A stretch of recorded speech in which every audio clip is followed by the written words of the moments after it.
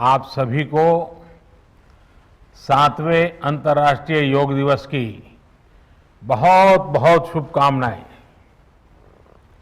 आज जब पूरा विश्व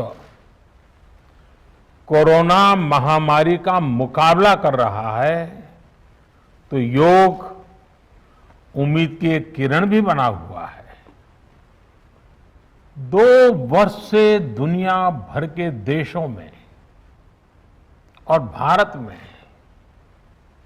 भले ही बड़ा सार्वजनिक कार्यक्रम आयोजित नहीं हुआ हो, लेकिन योग दिवस के प्रति उत्साह जरा भी कम नहीं हुआ है।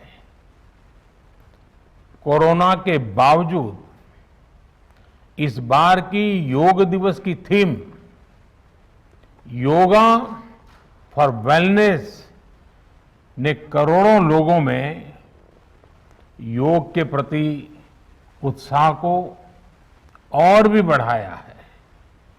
मैं आज योग दिवस पर ये कामना करता हूं कि हर देश, हर समाज और हर व्यक्ति स्वस्थ हो, सब एक साथ मिलकर एक दूसरे की ताकत बने।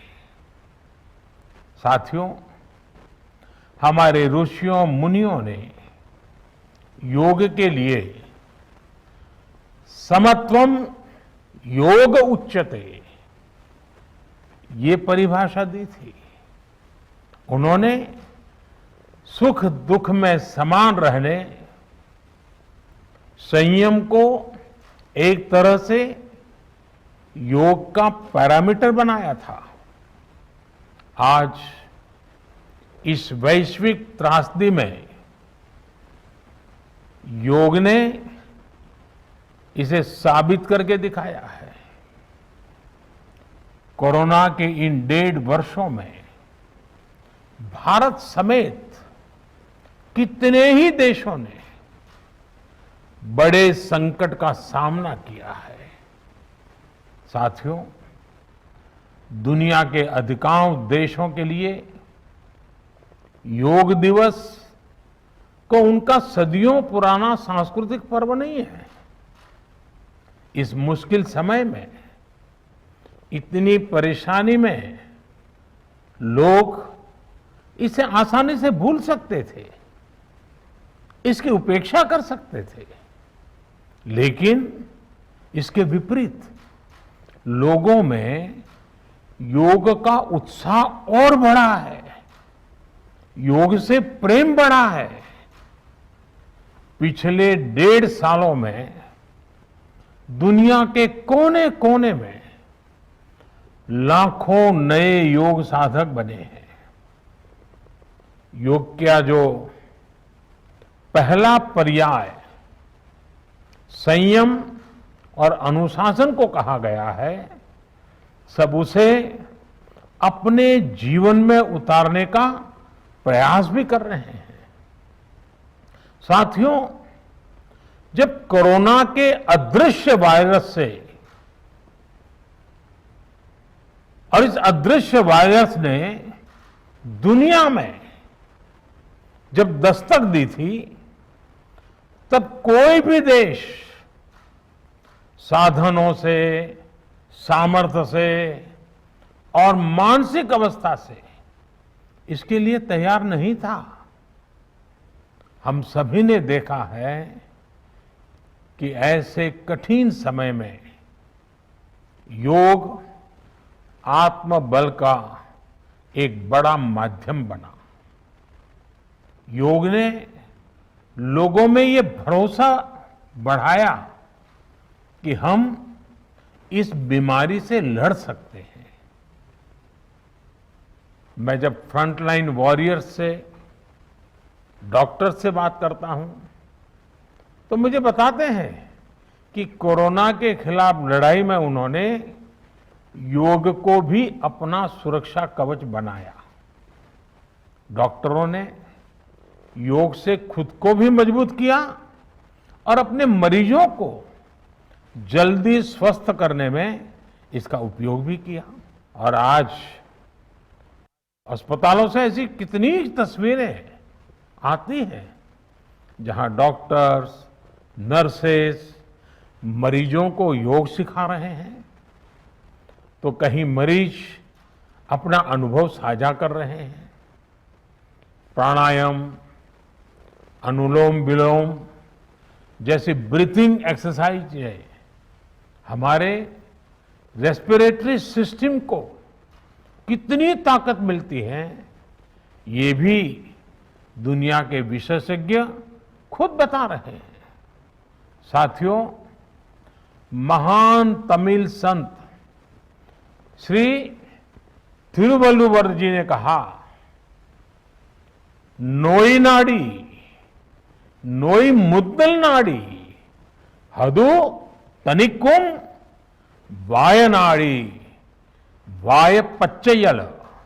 अर्थात अगर कोई बीमारी है तो उसे डायग्नोज करो, उसकी जड़ तक जाओ, बीमारी की वजह क्या है ये पता करो, फिर उसका इलाज सुनिश्चित करो।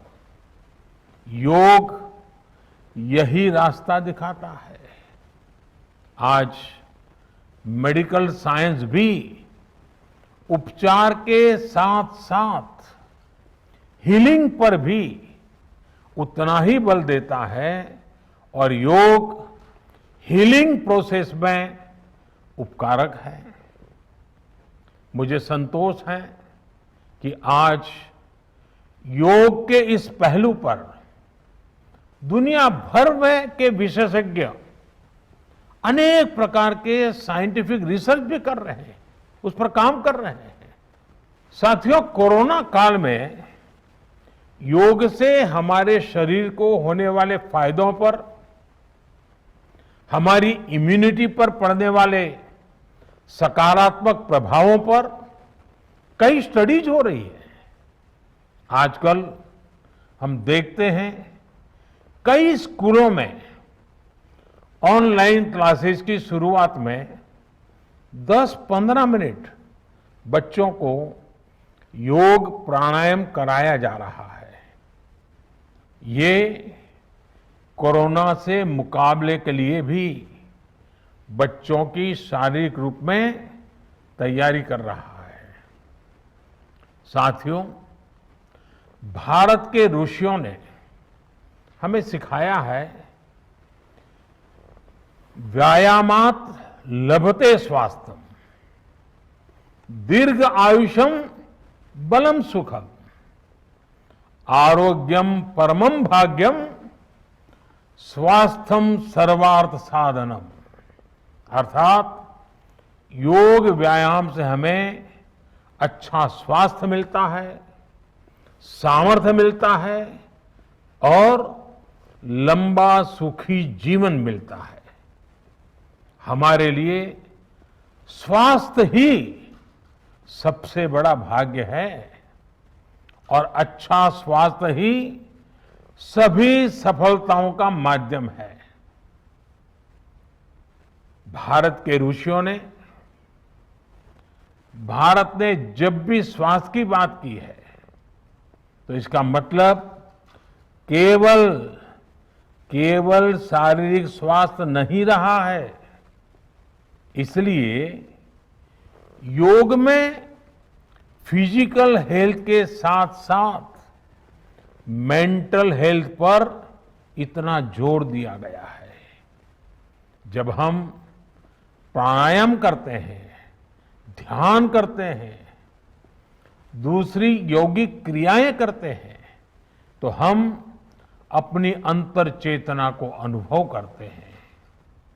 योग से हमें ये अनुभव होता है कि हमारी विचार शक्ति, हमारा आंतरिक सामर्थ्य इतना ज्यादा है कि दुनिया की कोई परेशानी, कोई भी नेगेटिविटी हमें तोड़ नहीं सकती।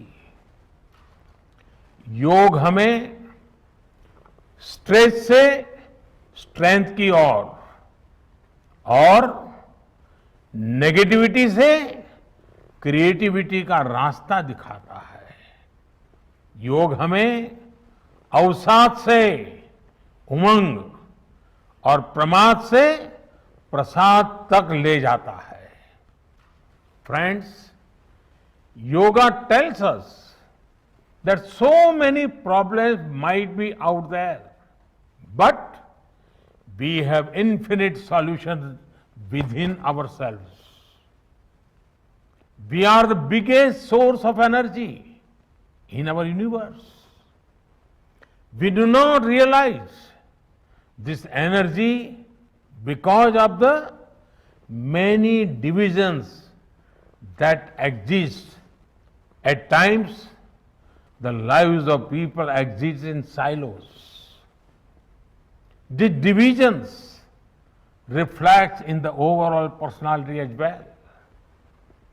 The shift from silo to union is yoga.